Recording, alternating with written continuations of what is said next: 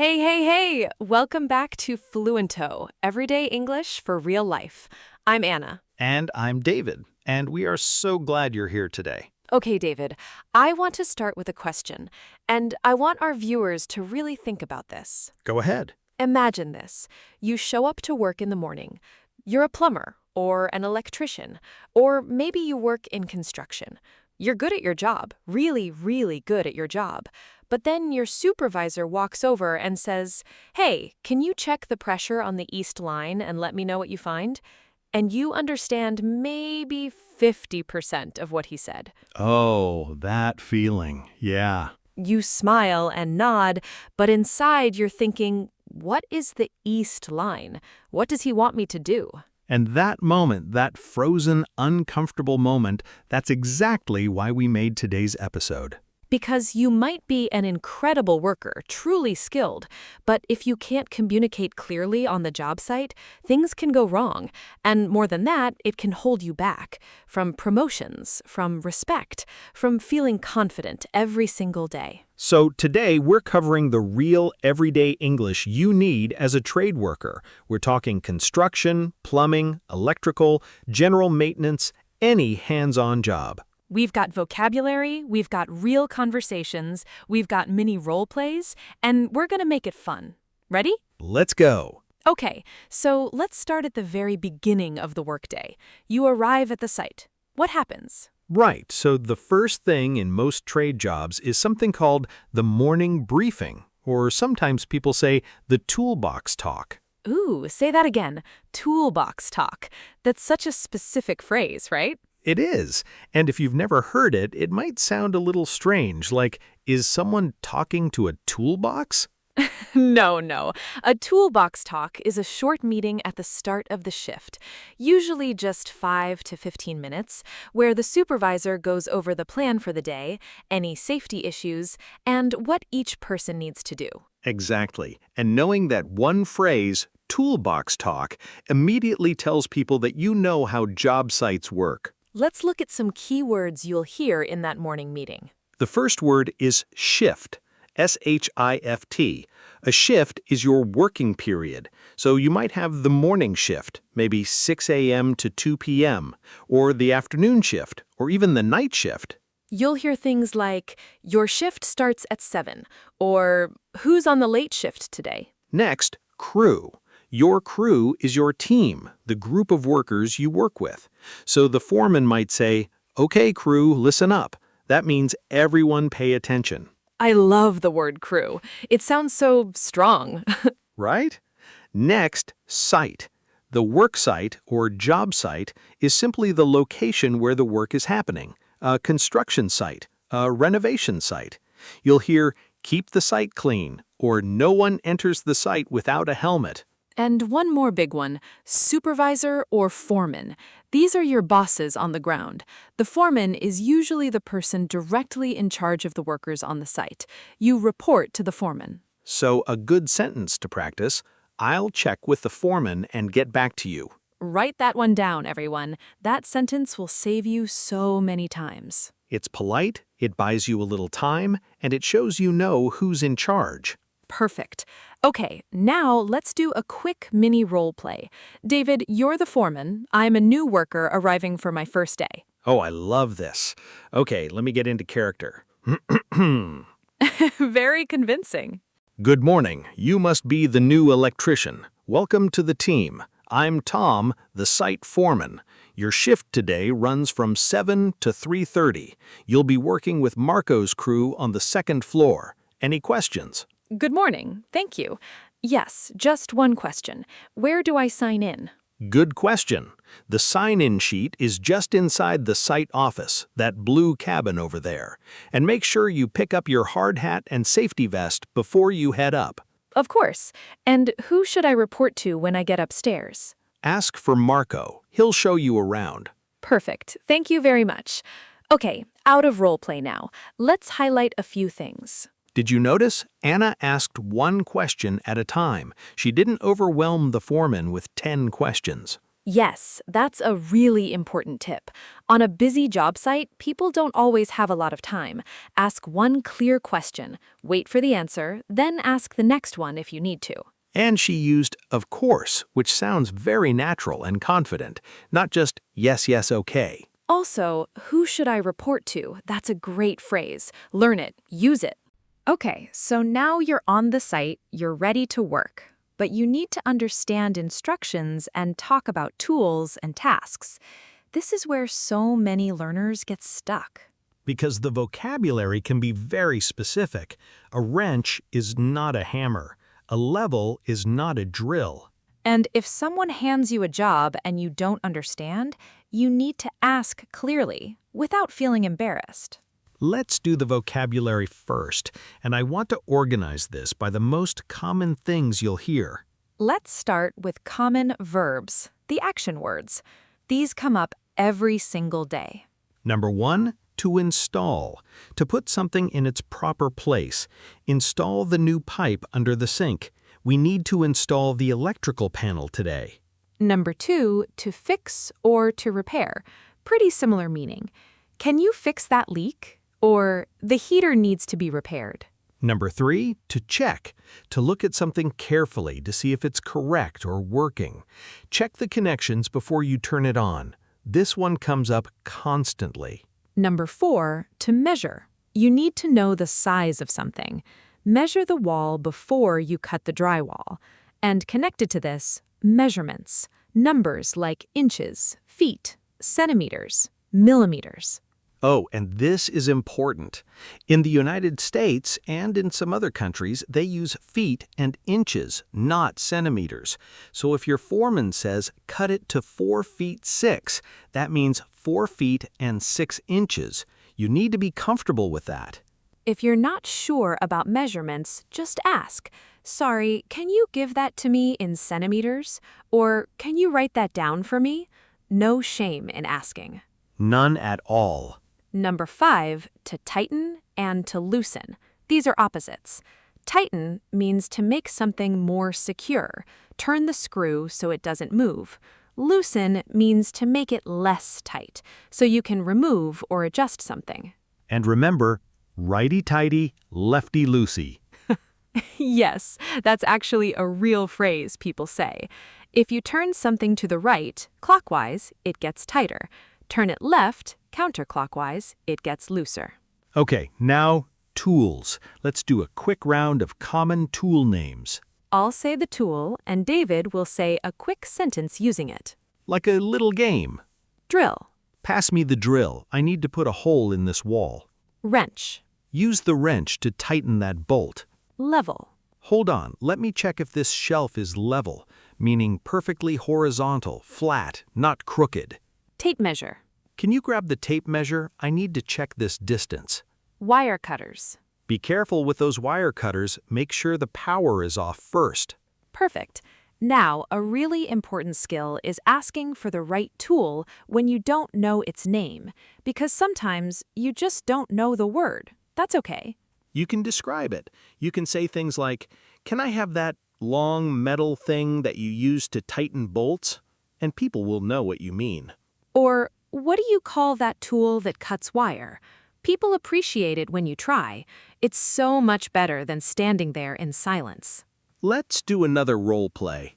This time you've been given instructions you didn't fully understand. This happens to everyone, by the way.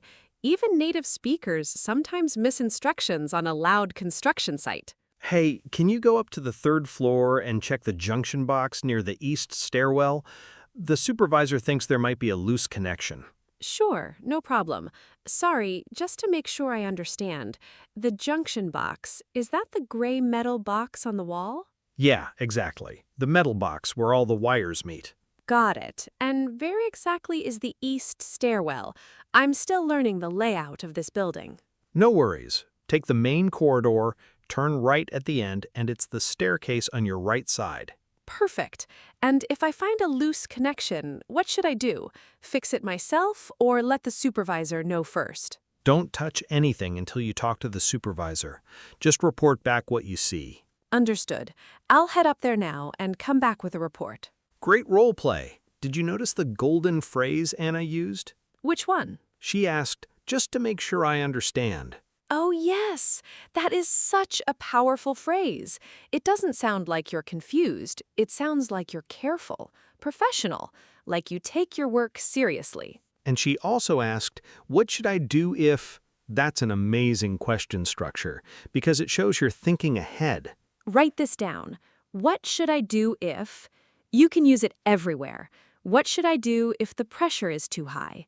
What should I do if the client is there when I arrive? Okay, now we have to talk about something really important: safety.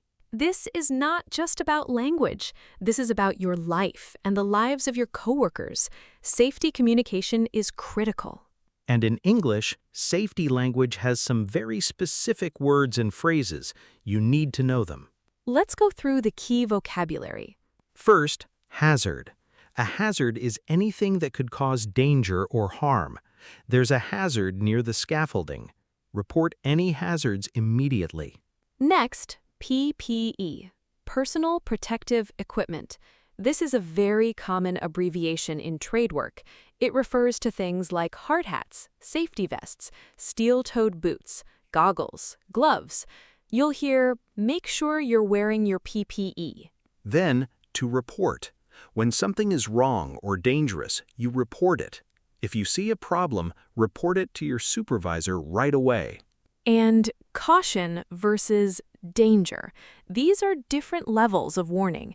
Caution means be careful, there's a possible risk. Danger means serious risk. Stop, do not proceed. On sites, you'll see yellow signs that say caution and red signs that say danger. Yellow means be careful, red means serious risk. And one more, to shut down or to shut off, to turn something off completely. Shut off the water supply before you start. We need to shut down this section of the site. Now, what do you say if there is an emergency or if you see something dangerous? This is where you need to be fast and clear, no complicated sentences. Right. Here are some emergency phrases. Repeat them after us. Watch out! Watch out. This is a warning. You say it fast when someone is about to be in danger. Stop! That's not safe. Stop. That's not safe. There's a gas leak. We need to evacuate.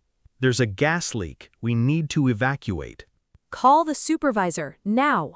Simple, direct, effective. And what if you're not sure if something is dangerous? What if you see something and you're not 100% sure? You still say something. It is always, always better to report something that turns out to be fine than to stay quiet about something that causes an accident. You can say, I'm not sure, but I think there might be a problem with the scaffolding on level 2. Can someone check it? That's a perfect sentence. Honest, clear, responsible. And honestly, supervisors and coworkers will respect you more for saying that. Okay, now let's shift to a different situation. Sometimes, as a trade worker, you don't just talk to your boss or your crew, you also talk to clients, the people whose home or building you're working in. And this is a whole different style of English. The client is not your boss, but you do need to be respectful, professional, and calm, even when they're asking lots of questions. Especially when they're asking lots of questions. Let's look at some phrases you'll need. When you arrive, introduce yourself clearly. Good morning, I'm Carlos. I'm here from Fast Fix Plumbing to look at your water heater. Simple, friendly, professional. Tell them your name, tell them who you work for, tell them why you're there. When a client asks how long the job will take, you can say, it usually takes about 2 hours, but it depends on what I find when I get in there. That phrase, it depends on what I find, is so useful because in trade work, you often don't know exactly how long something will take until you start, and clients appreciate honesty. When you need to explain a problem to a client, use simple language, not too much technical vocabulary. For example, instead of saying, the expansion tank on your hydronic heating system has lost its pre-charge pressure and needs to be replaced, You could say, there's a small tank connected to your heating system. It's not working properly anymore, and that's why your heater isn't heating correctly. I need to replace it. Much clearer. Let's do a role play. David, you're the plumber. I'm the nervous homeowner. Hi, come in. I've been so worried. I woke up this morning and there was water on my kitchen floor and I don't know where it's coming from. I understand. That must have been a stressful morning. Don't worry. Let me take a look and we'll figure it out together. Can you show me where the water was? Yes, right here under the sink. Is it serious? Let me check first before I say anything. Okay, so it looks like one of the pipes underneath the sink has a small crack. The good news is it's not a major issue. I can fix it today. Oh, thank goodness. How long will it take? About 45 minutes to an hour. I have the part I need in my van. I'll need to turn off the water supply to the kitchen for a little while. Is that okay? Yes, of course. And the cost? I'll give you an exact price once I've finished, but it should be quite reasonable for a repair like this. I'll explain everything before I start. That's really reassuring. Thank you. Let's highlight some great things there. First, I said, don't worry, and we'll figure it out together. That's reassuring language. Clients are often stressed. A calm, friendly tone helps a lot. Also, let me check first before I say anything. That's honest. Don't promise something before you've actually looked at the problem. And I'll explain everything before I start. That gives the client confidence. They know they won't be surprised. Brilliant. These little phrases make such a big difference. Okay, we're coming towards the end of the workday now, and this is another moment where communication really matters, the end of day report. Many supervisors will ask you, "So what did you get done today?" Or "How did it go?" And you want to give a clear, organized answer, not just, good, I did some stuff. Please, not that. Let's look at how to structure a simple work update. You can use this simple structure: what I completed, what is still in progress, any problems I found. So, for example, an electrician might say, today I finished the wiring on the second floor. All 3 rooms are done. I started the 3rd floor, but I couldn't finish because we ran out of conduit pipe. I also noticed a small crack in the wall near the east window. It might be nothing, but I wanted to mention it. Beautiful. That's 3 things: done, in progress, potential issue. Clear and professional. Let's learn a few key phrases for these updates. I completed what you finished. I'm about halfway through something still in progress. I ran into a problem with when you faced a difficulty. I noticed that when you spotted something worth reporting. I'll need more materials to when supplies ran out.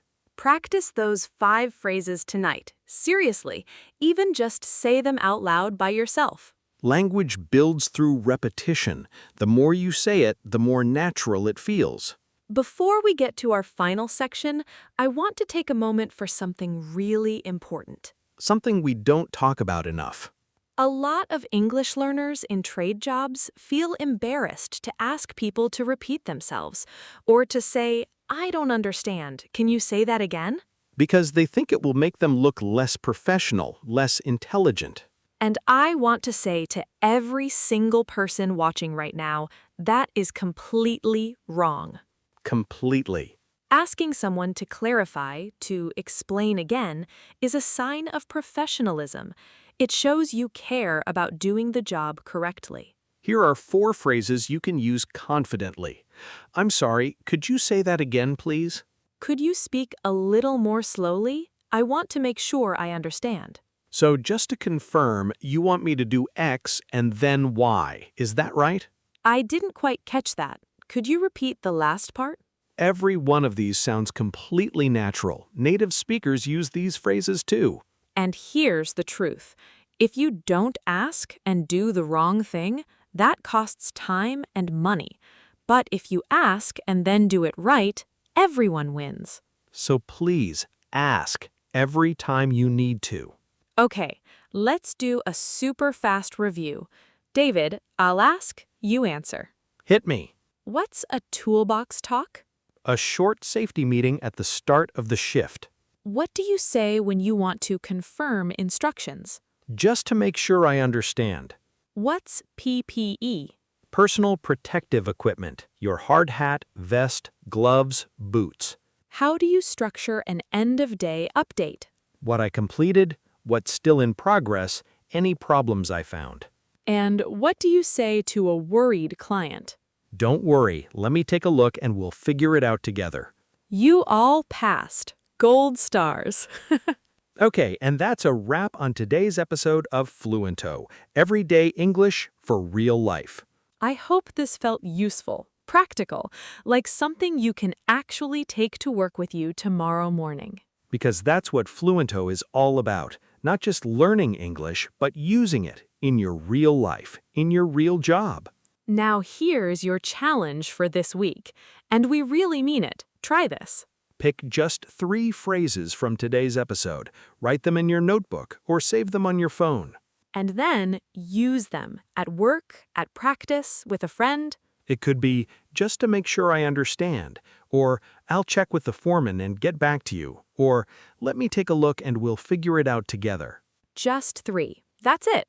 3 phrases used in real life. That is real progress. And we would absolutely love to hear from you in the comments. Tell us, what is the most challenging part of speaking English at work? Is it understanding fast speakers? Is it not knowing technical words? Is it feeling nervous in front of coworkers? Tell us below. We read every single comment, and your answer might shape our next episode. Also, if this video helped you, please give it a thumbs up. It genuinely helps other learners find us. And if you haven't subscribed yet, hit that button. We upload new episodes every day, and every episode is built for real life, just like this one. We'll see you in the next one. Keep going. You are doing better than you think. Take care, everyone. Bye for now.